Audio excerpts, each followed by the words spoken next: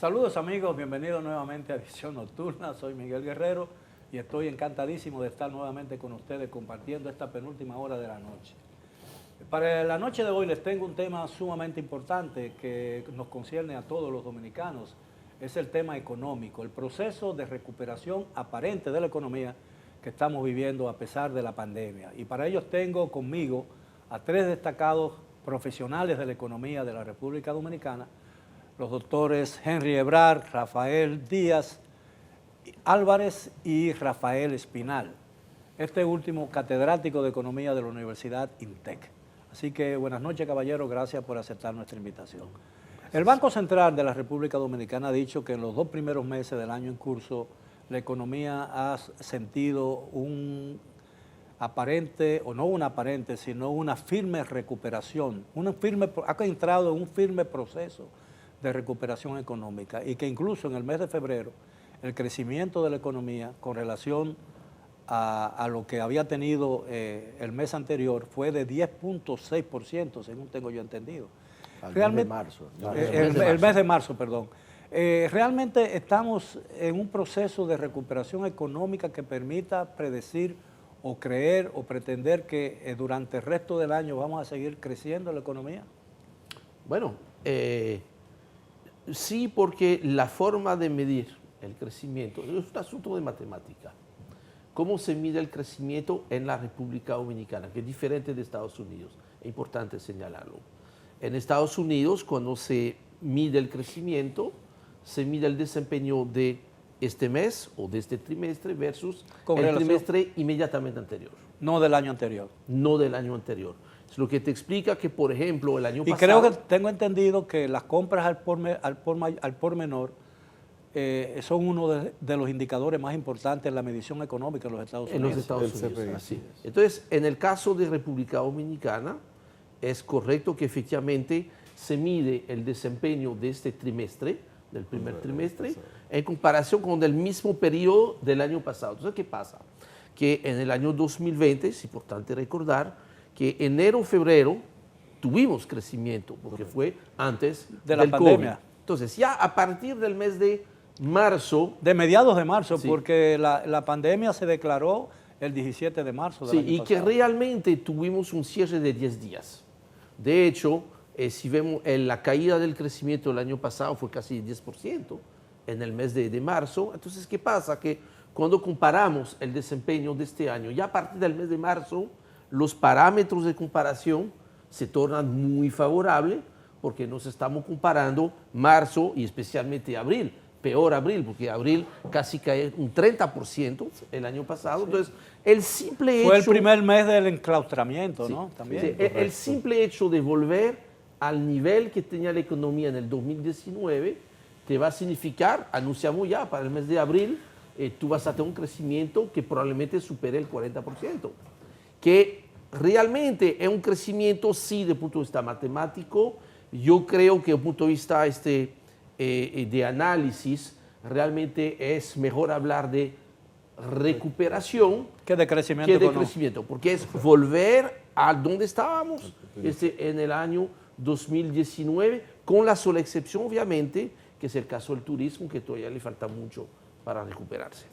Sí, porque la recuperación del turismo no depende exclusivamente de la República Dominicana, sino de la situación de los países emisores de turistas, ¿no? Correcto. Yo estoy de acuerdo con Henry. Antes que nada, muchas gracias, Miguel, por tomarnos en cuenta regularmente.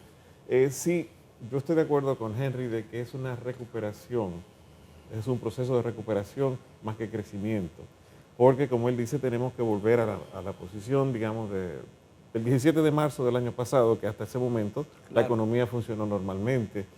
Y sí, señal de eso es que, por ejemplo, en febrero ya recibimos 264,000 turistas, que eso ha comenzado a activar de nuevo nuestra... Sí, pero después de que cerró el mes de febrero, ha habido un comunicado o un informe de los Estados Unidos donde se invita a los ciudadanos de ese país a no venir a la República Dominicana.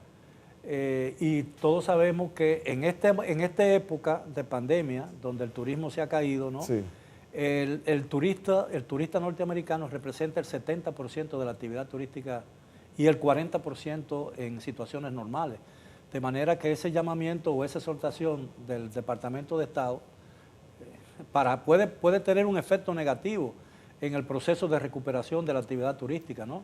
Sí, pero realmente no es tan alta la dependencia del turismo en los Estados Unidos, es en los 20 y tanto. Pero en la Canadá situación nos actual, sigue. en la situación actual sí. representa el 70%, según las estadísticas de Azonadores. Sí, porque Canadá cerró lamentablemente las Claro. fronteras. Exacto. Y el turismo de Canadá lo tenemos muy concentrado en lo que es de diciembre prácticamente a abril. Alemania, en cambio, anunció que eso es positivo, ya está abriendo ya el flujo hacia la República Dominicana.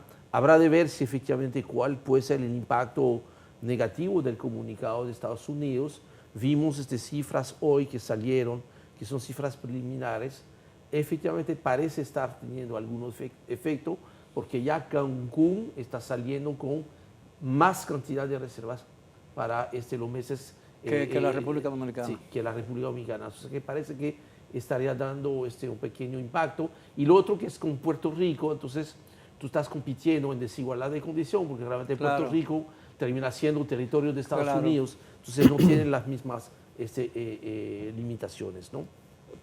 Sí, pero tomando a los Estados Unidos como medida, también los Estados Unidos nos está aportando el 84.6% de las remesas. O sea, como se ha reactivado la economía de los Estados Unidos, hemos estado recibiendo remesas alrededor de 1.553 millones, y eso equivale a un 31.3% de aumento. O sea, por un lado, se está disminuyendo un poco el turismo de los Estados Unidos, o se ha detenido. Pero se incrementan las remesas. Estamos recibiendo más remesas. El sector de la construcción ha crecido tanto por iniciar proyectos del presidente Abinader con su vivienda barata y vivienda, ¿cómo es que se llama el plan? Vivienda feliz, creo. Vivienda feliz, exactamente, que anuncian un 24 en la casa que están poniendo. Bueno, el 24 tiene un simbolismo, ¿no? Pero sí, se ha reactivado el sector de la construcción.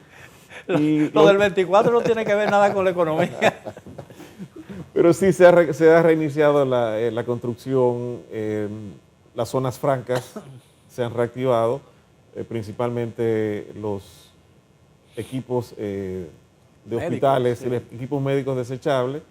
El tabaco, se ha incrementado también la producción de tabaco, la exportación de tabaco, y hay un crecimiento de alrededor de 2 puntos en las exportaciones que no son de zona franca. O sea que se ve un proceso gradual de crecimiento que va a tener un impacto positivo en el país.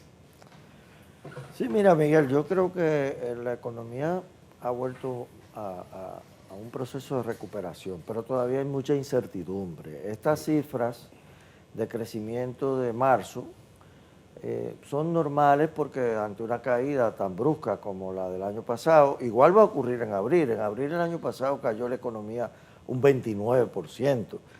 Lo lógico es que en el mes de abril, en comparación con abril del año pasado, vamos a tener un crecimiento superior al 20% probablemente. Pero eso no es lo significativo. Yo creo que lo significativo es cómo la economía está evolucionando en algunas variables asociadas. Por ejemplo, el nivel de las importaciones, el nivel de las recaudaciones fiscales, básicamente del ITEVIS, porque esas variables te van reflejando la dinámica de la economía interna. Muchas veces el Banco Central da una cifra, por ejemplo, la cifra de crecimiento de 3.1 del trimestre. Entonces yo miro esa cifra y busco cifras asociadas, por ejemplo, lo que son las importaciones, porque las importaciones te dice a ti, en una economía tan dependiente de los mercados internacionales, ¿cómo está el consumo? Cómo está el consumo ante una variable como el consumo que es estimada y que no es clara, pero tú tomas algunas empresas claves y mira las ventas de esas empresas y eso te da un termómetro y evidentemente la economía interna ha estado resurgiendo.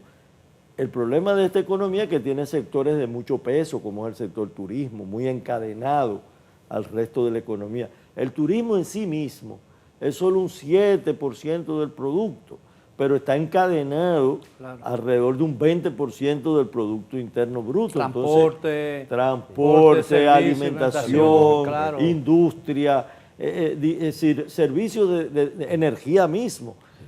Todos esos sectores están sufriendo la caída del turismo. Entonces yo pienso que volver a los niveles de la economía dominicana de antes de la pandemia va a tardar un periodo relativamente A eso quería preguntarle, suponiendo en el caso hipotético y probable, ¿no?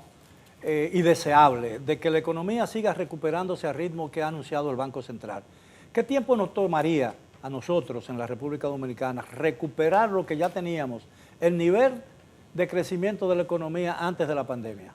Mira, ¿Todo sí, el año? No, ok. Vamos... Porque el Fondo Monetario Internacional habla de finales de 2023.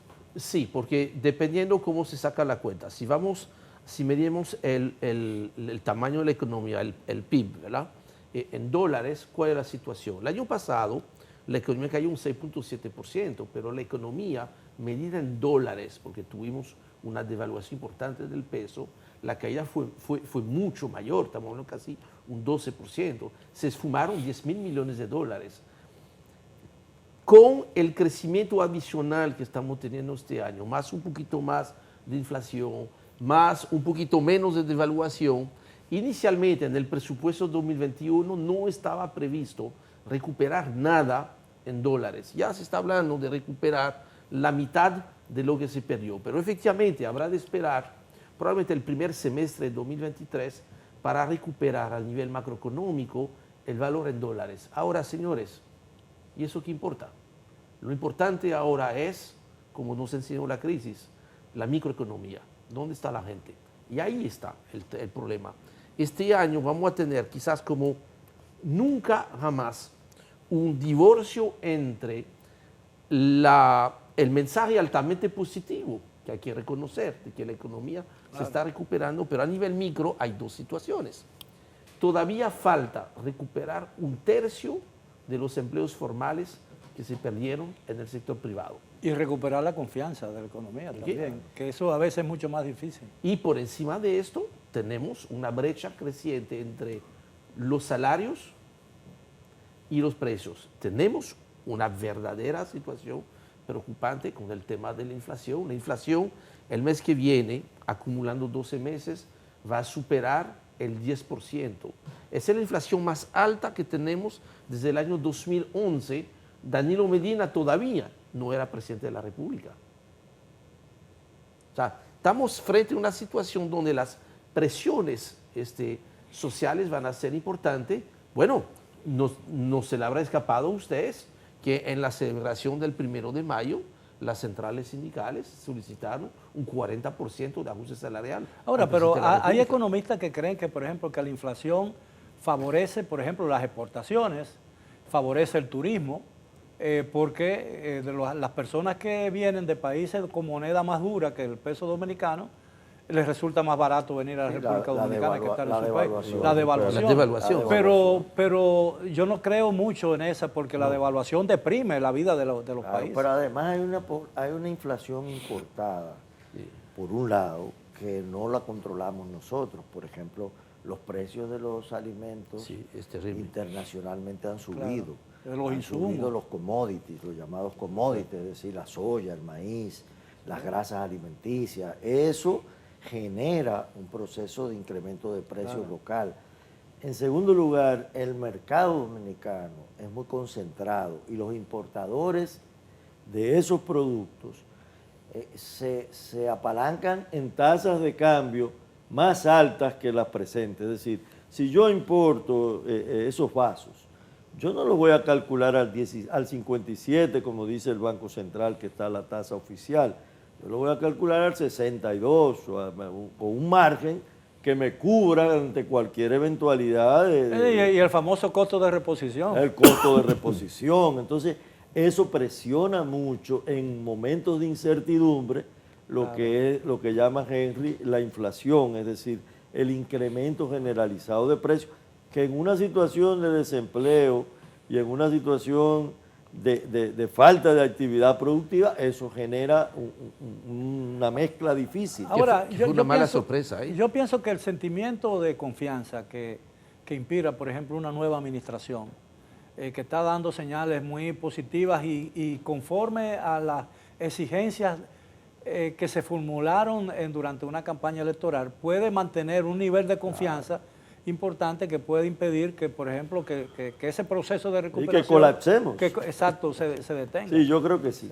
Hay otro factor que yo tomaría en cuenta que cae directamente en las manos del Estado y es la recuperación tributaria. Si el Estado es capaz de recaudar mucho más impuestos, de reorganizar los impuestos que no están donde deben estar, eso genera fondos para que el Estado lo invierta y lo transfiera a la sociedad. Entonces va a ser una responsabilidad muy alta del Estado de mejorar sus recaudaciones. Ahora, eso tendría que ser mediante una reforma, pero conviene y es lógica y razonable intentar una reforma en momentos de crisis y de incertidumbre económica. No, ahora es interesante este punto, porque la realidad es que le ha ido bastante bien a las autoridades con el tema de las recaudaciones. O sea, marzo claro. y abril, y no comparado con 2020, que obviamente cualquier comparación con 2020 claro. es buena, pero comparando todavía con el 2019 o comparando en el caso de las aduanas en dólares, porque realmente en el caso de las recaudaciones de las aduanas hay que medirlo en dólares para ver.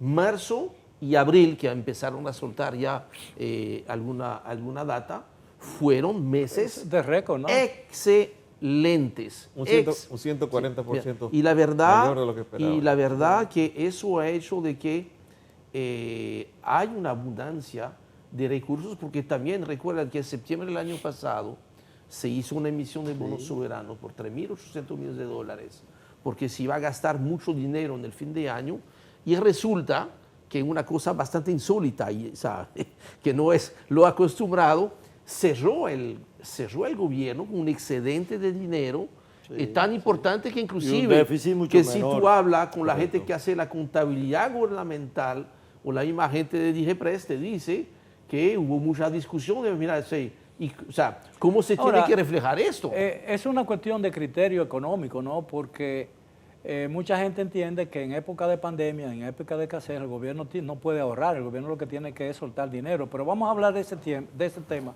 cuando regresemos, con el permiso de ustedes, después de la pausa. Regresamos a los amigos televidentes, manténgase en sintonía, edición nocturna regresa en breves momentos.